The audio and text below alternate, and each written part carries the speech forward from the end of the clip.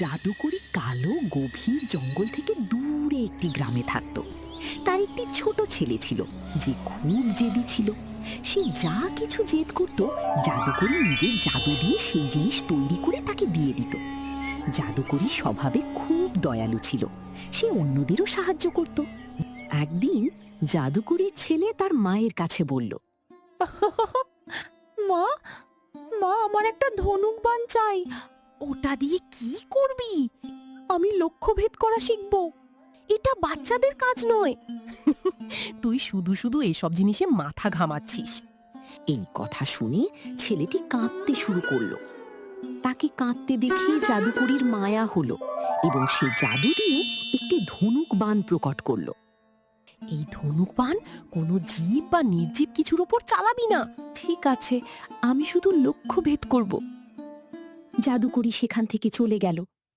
ছেলেটি ধনুক বাণ নিয়ে গ্রামের দিকে চলল এবং একটি বাগানে গিয়ে লক্ষ্যভেদ করতে লাগলো। খেলাটা খুব মজার লাগছিল তার। তখন তার মায়ের কথা মনে পড়ল, কিন্তু ঠিক তখনই সে দেখল একটা গরু সেখানে ঘাস খাচ্ছে। নিজের ধনুকের শক্তি পরীক্ষা করতে ছেলেটি সেই গরুর উপর তীর ছুঁড়ে দিল। তীর লেগে গরুটি সেখানেই মারা গেল। গরুর মালিক এসে দেখি খুব কাঁদতে লাগলো। আমি আমি কার কি ক্ষতি করেছি যে আমার গরুটাকে মেরে ফেললো? আমি আমি আমি তো খুব গরিব। তখন ছেলেটি এসে বলল, বাবা, আমাকে ক্ষমা করে দিন। আমি তো শুধু খেলছিলাম। ভুলবশত আমার বাণ আপনার গরুর গায়ে লেগে গেছে। কিন্তু তুমি এটা কেন করলে? এখন বেঁচে থাকার আর কোনো উপায় নেই আমার। এই গরুর দুধ বিক্রি করেই আমার ঘর চলতো। আমি আপনাকে আমার মায়ের সঙ্গে দেখা করাবো।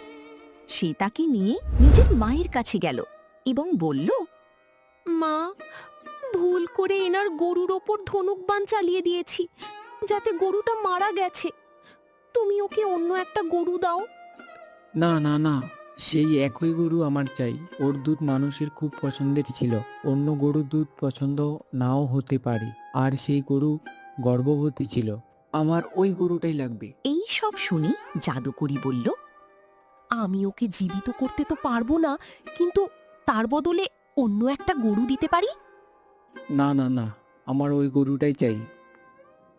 ঠিক আছে, ঠিক আছে, আমি তোমাকে একটা সোনার গরু দিচ্ছি। জাদুকরি কথা শুনে মালিক খুশি হয়ে গেল। ঠিক আছে, আমি গরুটাকে নেব। জাদুকরি একটি সোনার গরু প্রকট করল, তবে সে অন্য গরুদের মতোই ঘাস খেত। এটা দেখে মালিক খুশি মনে গরুটি নিয়ে বাড়ি ফিরে গেল।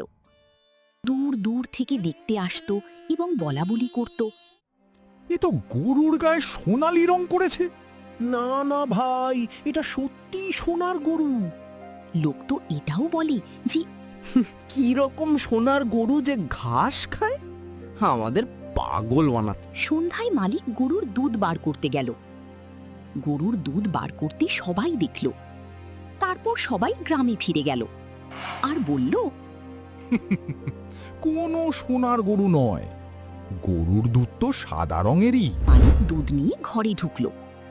দুধের বালতি মাটিতে রেখে অন্য কাজে চলে গেল। ফিরে এসে দেখল দুধ সোনা হয়ে গেছে। আরে বাহ, আমার গরুটা সোনার দুধ দেয়। এই গরুটা ভালো করে দেখাশোনা করতে হবে। তারপর গরু গোবর দিল। লোকেরা এটা দেখে বলে, আরে এই গরু তো আলাদা, গরুর মতো গোবর দেয়। হে, আমাদের পাক্কা পাগল বানাচ্ছে। এটা বলে লোকগুলো চলে যায়। মালিক গোবর উঠিয়ে রেখে দেয়। তখন গোবর সোনার হয়ে যায়। আজ তো মজা এসে গেল। আমার গরুটা সোনার দুধ দেয়, তার সঙ্গে আবার সোনার গোবরও দেয়। মালিক খুব ধনী হয়ে গেল, কিন্তু কাউকে কিছু জানালো না। কিছুদিন পর গরুটি গর্ভবতী হলো এবং তার একটি বাছুর জন্ম নিল, যেটাও ছিল সোনার। এটা দেখে মানুষ ভাবতে লাগলো, এই লোকটা তো পাগল হয়ে গেছে। বাচ্চা গরুটাকেও সোনার রং করে দিয়েছে। জানি না কি চায়, কিন্তু যাই হোক না কেন, যখন থেকে ওই সোনার গরুটা এসেছে অনেক বড় লোক হচ্ছে। কিছু তো আছে যেটা আমাদের কাছে লুকাচ্ছে। একদিন রাতে লোক তার গরু চুরি করে নিয়ে গেল। আর গরুকে ঘাস খেতে দিল। গরু ঘাস খেয়ে নিল, খেয়ে গবর করলো। তখনই মালিক এসে গেল। তুমি আমার গরু চুরি করেছো, আমার গরু আমাকে ফিরিয়ে দাও। আমরা দিব না, যা করার করো। তখনই তারা মারপিট করতে লাগলো। শোরগোল শুনে গ্রামবাসীরা এসে গরুটা মালিককে ফিরিয়ে দিল। মালিক তার গরু নিয়ে চলে যায়, কিন্তু ততক্ষণে সবাই দেখে ফেলেছে যে গরুর গোবর সোনায় পরিণত হয়। রহস্য ফাঁস হয়ে গেল। এই গরু তো গোবর দেয়, কিছুক্ষণ পর গোবর সোনার হয়ে যায়, যেই কারণে ওই মালিক কত বড় লোক হয়ে গেছে। কিছু আরো লোক সোনার গরুটাকে চুরি করতে আসে। গরুটাকে চুরি করে নিয়ে যায়, কিন্তু তার বাছুরটা রয়ে গেল। সে মায়ের জন্য খুব কাঁদতে লাগলো। বাছুরের চোখের জলও সোনা মুক্তার হয়ে যাচ্ছিল।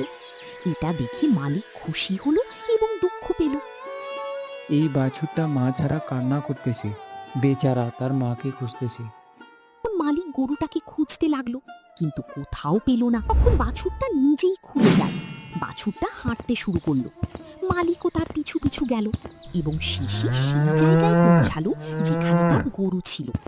সে গরু আর বাছুরটাকে নিয়ে জাদুকারিনীর কাছে নিয়ে গেল। জাদু করি, আমি গরু আর বাছুর এদের পালবো, কিন্তু লোকেরা এদের চুরি করে নিয়ে যায়, যা আমার একদম ভালো লাগে না। আমি চাই আপনি এই গরু আর বাছুরটা রেখে দিন। আমার যা দরকার ছিল তা আমি পেয়ে গেছি।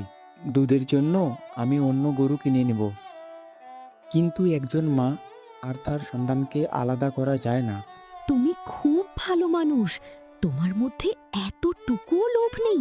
আমি ভেবেছিলাম তুমি লোভী, কখনো ফিরিয়ে দেবে না। ঠিকই বলেছেন, আমিও লোভী ছিলাম, কিন্তু এখন বুঝেছি ধনী সব কিছু নয়।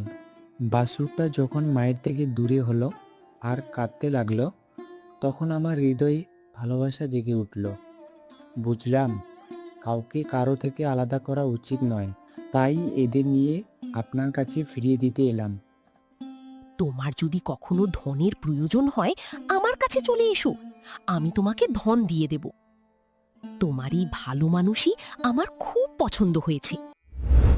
এভাবেই মালিক ধনী হয়ে গেল এবং তার আর কখনো অর্থের অভাব হলো না। সে আরো 2টি গরু কিনল।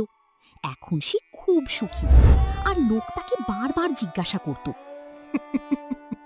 তোমার সোনার গরু কোথায় চলে গেছে? সে যেখান থেকে এসেছে সেখানেই চলে গেছে। ও তো অনেক সুখী আছে তার বাছুরের সঙ্গে। আমি এখানে আমার পরিবারের সঙ্গে সুখী আছি। Like and subscribe.